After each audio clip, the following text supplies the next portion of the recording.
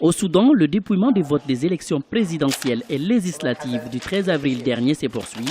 Selon les observateurs, un des faits marquants de ces scrutins, faible taux de participation des électeurs. En cause, le boycott de ces rendez-vous par des partis d'opposition, dont certains sont allés jusqu'au retrait des candidatures. Les quelques 13 millions de Soudanais admissibles à voter ont donc eu très peu d'alternatives face au président Omar el-Béchir et son parti du Congrès national. Je ne reconnais pas ces élections. Ce ne sont pas des élections, mais plutôt le gaspillage du temps et de l'argent du peuple soudanais. Nous avons perdu beaucoup de temps, alors que tout ceci était censé être fait en notre faveur. Nous avons perdu plusieurs jours de notre vie.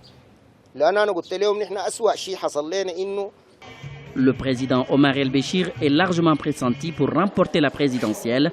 Cependant, ce faible taux de participation aux élections pourrait le faire apparaître comme un président élu au rabais et davantage accentuer le fossé qui sépare une partie de l'opinion publique du gouvernement. Il y a une sorte d'insatisfaction à l'égard de la performance du gouvernement à ce stade.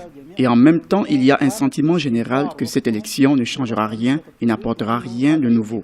Le résultat est connu, le gagnant également. Il n'y a pas vraiment d'espoir quant à une volonté de changement dans les politiques générales. Ces élections n'ont enregistré aucun engouement, il n'y a aucun désir de connaître les résultats qui seront sans surprise. Le président Omar el-Béchir avait déjà signalé qu'il se retirerait en 2015, mais en octobre 2014, son parti du Congrès national l'avait désigné comme candidat. Les résultats définitifs des élections sont attendus fin avril 2015.